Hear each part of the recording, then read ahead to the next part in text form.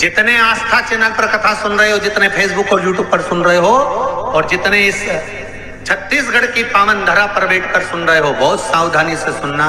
एक छोटा सा कपूर का टुकड़ा जब आरती में जलाया जाता है तो ये कपूर क्यों जलाते हैं? इस कपूर का महत्व क्या है? इस कपूर का कारण क्या है? ये कपूर है कौन जिसको हम आरती में जलाएं? क्या जरूरत इस कपूर को आरती में जलाने की? क्या जरूरत इसको यज्ञशाला में जलाने की? क्या जरूरत है इस कपूर को पूजन में जलाने की? स्वयं गुरु बाबा कहते हैं, यदि कोई आरती में, पूजन में, घर में एक कपूर का टुकड़ा आरती के बाद में जब समर्पित करेगा तो उसको अश्वमेध यज्ञ का पुण्य प्राप्त हो जाएगा। अश्वमेध यज्ञ के पुण्य को पाने के लिए कपूर का टुकड़ा आज भी आरती में जलाया जाएगा। एक कपूर का टुकड़ा सुख का, इसीलिए हमारे यहाँ शास्त्र कहता है महाराज, जब आपको घर में अगर ऐसा लगने लगे कि 15 दिन से बहुत बेचैनी है, बहुत दुख तकलीफ लग रही है, कोई ना कोई बीमार पड़ रहा है, कुछ ना कुछ तकलीफें लग रही है, तो एक पीपल का पत्ता ले लो, उसके ऊपर एक कपूर का टुकड़ा ले लो, सारे घर में घुमाकर उसको दरवाजे के बीच मध्य में जलाकर रख दीजिए। थोड़ी सी देर 20 से 25 मिनट के अंदर मकान में एनर्जी वापिस आ जाएगी, उस भवन में एनर्जी वापिस प्राप्त हो जाएगी। 20 से 25 मिनट के अंदर एनर्जी वापस। लग रहा है कि यहाँ नेगेटिव है तो उसको पॉजिटिव बनाया जा सकता है। ये दुनिया के लोग गायत्री मंत्र चिल्ला चिल्ला कर पढ़ रहे हैं, बक्से में लगा दिया, चल रहा है, लोग अपने काम में लगे हैं। वैदिक मंत्र,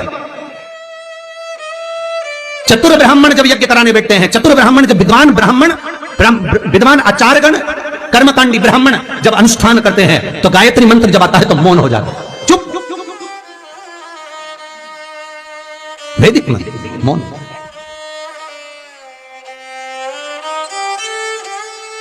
मंत्र का स्मरण, हमारे शंभू ने दिया 2 मंत्र ऐसा, ओम नमः शिवाय, कैसे भी बोले, श्री शिवाय नमस्तुभ्यम। महामृत्युंजय मंत्र, ये 3 जो मंत्र हैं, कोई पूछे कि इसमें बड़ा मंत्र कौन सा है? कोई पूछते नहीं है कि इसमें ओम नमः शिवाय बड़ा होगा कि महामृत्युंजय मंत्र बड़ा होगा कि श्री शिवाय नमस्तुभ्यम बड़ा होगा। तो जो पूछे तो उनसे निवेदन है, पहले ये पता करके बताओ कि ब्रह्मा बड़े, विष्णु बड़े कि शंकर बड़े? उनसे ये पूछा जाए, क्योंकि शंकर की जलाधारी जहां रखाती है उसमें 3 पाए होते हैं। कितने पाए होते हैं? 3। उसके ऊपर कलश, कलश में से एक एक बूंद पानी नीचे गिरता है। ये 3 पाए कौन से? ब्रह्मा विष्णु महेश। और उसके ऊपर जो जल गिर रहा है वो एक एक बूंद गिर रहा है, तो ये बताता है कि हम तीनों एक हैं, ना कोई बड़ा ना कोई छोटा। तो मंत्र ना कोई बड़ा होता है ना कोई छोटा होता है। ओम नमः शिवाय जपोगे वो भी बड़ा है, आपके हृदय में बैठना चाहिए कि आपको क्या जपना है। महामृत्युंजय मंत्र का जाप कर रहे हो, आपकी वृद्ध विवेकता से वो बड़ा होगा। श्री शिवाय नमस्तुभ्यम जप रहे हो वो बड़ा होगा। ये आपकी सोच है कि बड़ा क्या है। और सरल भाषा में समझ लो, बुरे वक्त में जो काम आए वो बड़ा है कि सुख में जो काम आए वो बड़ा है? बोलिए, जम के बोलिए, जम के बोलो। बुरे वक्त में जो काम आ जाए और आकर कह दे चिंता मत करना, मैं बैठा हूं, बेटी की शादी अच्छे से कर ले, 2-4 लाख रुपए ले जा, टेंशन मत लेना, बारात हम झेल लेंगे, तेरे को दुख आ गया, कर्जा हो गया, चिंता मत कर, 2-4 लाख ले जा, हम यही सोचेंगे कि कोई व्यापारी खा गया होगा, ले जा तू कर ले। जो बुरे वक्त में काम आ रहा है बड़ा वो है। और जिस समय पर तुम सोफा सेट पर बैठे हो, डनलप के गद्दे पर बैठे हो, एसी का रूम है तुम्हारा, खूब चाय नाश्ता भोजन पानी सब चल रहा है, सब भैया जी काका जी कर रहे हैं, और ऐसे में तो कोई तुमको आ भी जाए तो वो बड़ा थोड़ी ना, कोई तुम्हें सपोर्ट भी कर दे तो वो बड़ा थोड़ी ना, तुम्हें लगेगा वो ऐसे तो बहुत आते रहते हैं। पर जो बुरे वक्त में साथ दे वो बड़ा है। अब इन मंत्रों में कोई एक मंत्र आपने बुरे वक्त में जप लिया और आपका काम हो गया, तो आपको क्या लगेगा कि मंत्र वो बड़ा है। अर्थात मंत्र की बड़प्पन आपके दुख और सुख के साथ ही काम है, आपके जीवन के आनंद में। वेद के जितने मंत्र होते हैं, शास्त्रों के जितने मंत्र होते हैं, भागवत के, रामायण के, गीता के जितने मंत्र होते हैं, कोई मंत्र सब कमजोर नहीं होता, किसी मंत्र में कोई कमी नहीं होती, मंत्र सब प्रबल होते हैं, सारे मंत्र प्रबल हैं। बस जपने वाला चाहिए कि उसको सिद्ध कर कर जपता रहे, उससे फल की प्राप्ति करता रहे। मंत्र कोई छोटा नहीं, मंत्र कोई बड़ा नहीं, उसको जपना है, आपको धारण करना है, उससे आपकी प्राप्ति। अब कोई कहे कि महाराज जी इसमें महामृत्युंजय बड़ा होगा कि श्री शिवाय नमस्तुभ्यम बड़ा होगा कि ओम नमः जम के बोलो शिवाय बड़ा होगा, तो ये हम नहीं कह सकते। हम तो इतना कहेंगे कि पहचान कर लो, एक बार प्रैक्टिकल करने में क्या जाता है, सब कर, तुम्हारा मन करे उसको जाओ। बस अंतर इतना है, महामृत्युंजय मंत्र को बोलने के लिए स्वच्छता चाहिए, एकाग्रता चाहिए, एक आसन चाहिए, कुशा चाहिए, अनुष्ठान चाहिए। और ये 2 जो मंत्र हैं ओम नमः शिवाय और श्री शिवाय, नमस्तुभ्यम। इसमें कोई आसन नहीं, कोई अनुष्ठान नहीं। तुम चलते फिरते खाते पीते जाते आते जैसे जपना हो तुम्हारी मर्जी पड़े जपो। नींद नहीं आए तो उठ के बैठ के पलंग पे जप लो, श्री शिवाय नमस्तुभ्यम, ओम नमः शिवाय। तुम्हारा मन करे जैसे जपो।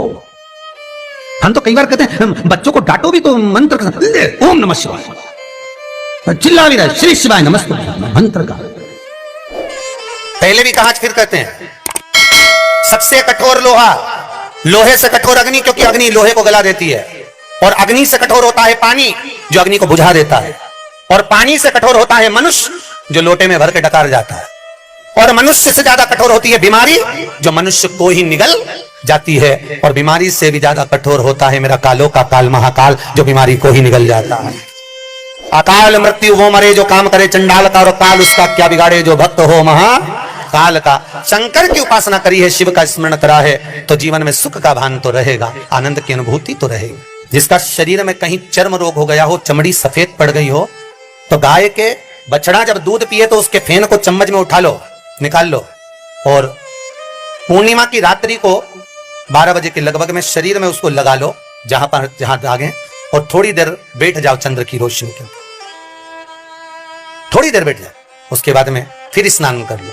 2 या 4 पूर्णिमा आप करेंगे महाराज, धीरे धीरे वो चमड़ी अपने असली रंग में आना प्रारंभ हो जाएगी, चर्म रोग समाप्त हो जाएगा। एक बात और आपको पहले भी कही थी, फिर कहते हैं, गाय जब अपने बछड़े को दूध पिलाए, उसके मुख पर जो फेन आए, जो बच्चा बुद्धि से विकलांग हो, चित्तवृत्ति से विकलांग हो, जिसका विवेक काम न करता हो, चिड़चिड़ करता हो, रुदन रुदन करता हो, या फिर एकदम गुम सा रहता हो, या उसकी इंद्रियां नेत्र श्रवण जिह्वा सही काम ना कर रही हो, तो अमावस्या के दिन दोपहर 12 बजे गाय के बछड़े का जो फेन है मुख का, बछड़ा जब दूध पिए उसका जो मुख में फेन आता है, वो उस बच्चे को पिला दीजिए। 3 या 4 अमावस्या करिए, धीरे धीरे मेरा बाबा भोलेनाथ उसको ठीक करना प्रारंभ कर देता है। गाय का दूध अमृत है, अमृत, वो साधारण नहीं है, हमारा अमृत तत्व है।